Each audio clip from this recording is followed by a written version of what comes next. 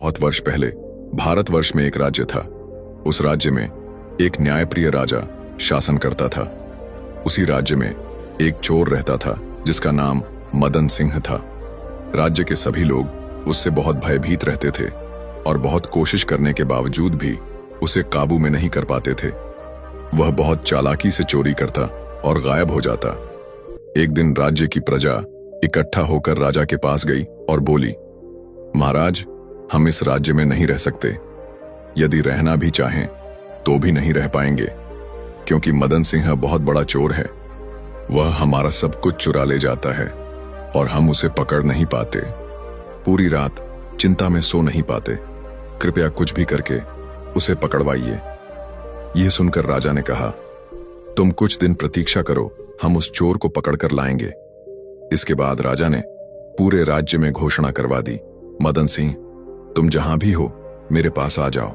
मैं तुम्हारे द्वारा की गई सभी चोरी माफ कर दूंगा और तुम्हें क्षमा कर दूंगा। इस बात को सुनकर मदन सिंह ने एक व्यापारी का भेष धारण किया और 2 घोड़े साथ लेकर राजा के दरबार में पहुंचा।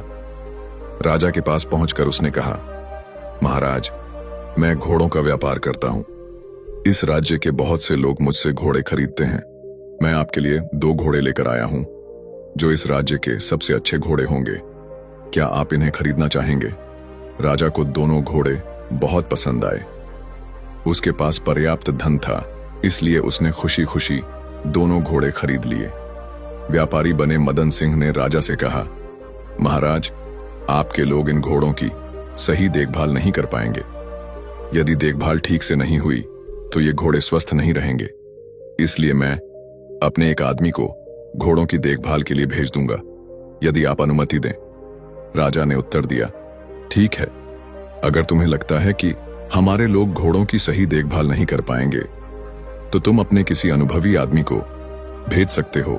मदन सिंह राजा से विदा लेकर अपने घर चला गया। राजा खुशी खुशी दोनों घोड़े अपने महल में ले आया। अगले दिन मदन सिंह ने एक नया भेष धारण किया और फिर से राजा के पास पहुंचा। उसने कहा, महाराज, मेरे मालिक ने कल आपको 2 घोड़े बेचे थे। उन्होंने मुझे भेजा है ताकि मैं उनकी देखभाल कर सकूं।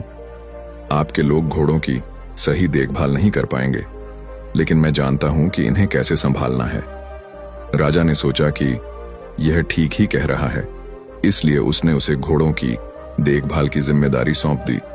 राजा ने कहा, तुम हर दिन एक बार मेरे पास आकर घोड़ों की स्थिति के बारे में मुझे जानकारी दोगे।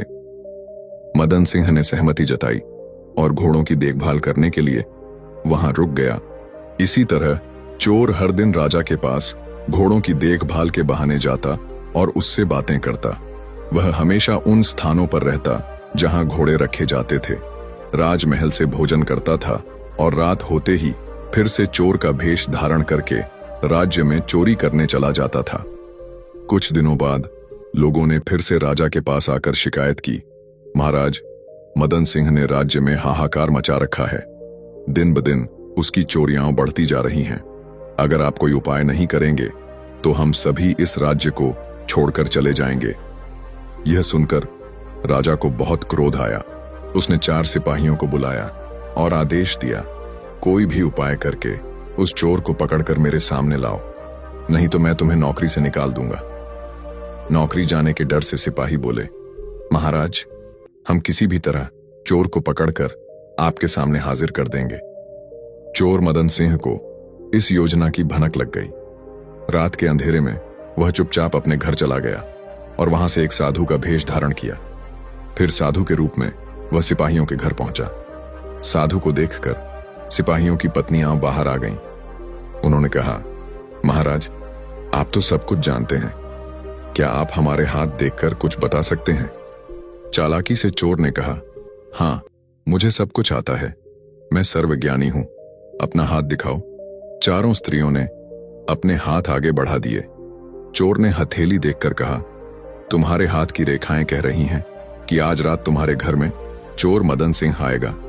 वह साधु के वेश में होगा, लेकिन तुम सबको डरना नहीं है। खिड़कियां खुली नहीं रखना, दरवाजे बंद करके करना।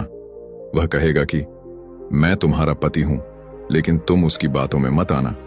अपने पास पत्थर रखो, और जैसे ही वह घर में घुसे उस पर पत्थर फेंक देना। यह भविष्यवाणी सुनकर स्त्रियों ने कहा, ठीक है, हम सावधानी बरतेंगे। इसके बाद चोर वहां से चला गया। रास्ते में एक जगह उसने खाने पीने की व्यवस्था की और वहां बैठ गया। उसी समय चारों सिपाही चोर को पकड़ने की तलाश में वहां से गुजरे। उन्होंने देखा कि वह रात के समय एक दुकान खोलकर बैठा है और खाना बना रहा है। सिपाहियों ने पास आकर पूछा, भाई, इतनी रात को दुकान क्यों खोल रखी है? इस समय कौन आएगा खाना खाने? चोर ने उत्तर दिया, मैं एक गरीब आदमी हूं। अगर दिन रात मेहनत नहीं करूंगा तो मेरे घर के लोग भूखे रहेंगे। इसीलिए मैं रात भर खाना बनाता हूं। जो लोग यहां से गुजरते हैं वे इसे खा सकते हैं। यह बहुत स्वादिष्ट भोजन है। जब चारों सिपाहियों ने यह सुना तो उन्हें भी बहुत भूख लगने लगी। उन्होंने कहा, ठीक है, हमें भी खाना खाना है। क्या तुम हमें भोजन दे सकते हो? चोर तो इसी मौके की तलाश में था। उसने खाने में एक औषधि मिला दी और चारों सिपाहियों को परोस दिया। जैसे ही सिपाहियों ने खाना खाया वे गहरी नींद में सो गए। चालाक चोर ने उनके सारे कपड़े उतार लिए और उन्हें साधु के वस्त्र पहना दिए। फिर सिपाहियों के कपड़े लेकर वहां से चला गया और रात में चोरी करने के बाद सुबह होने से पहले राजा के महल में लौट आया।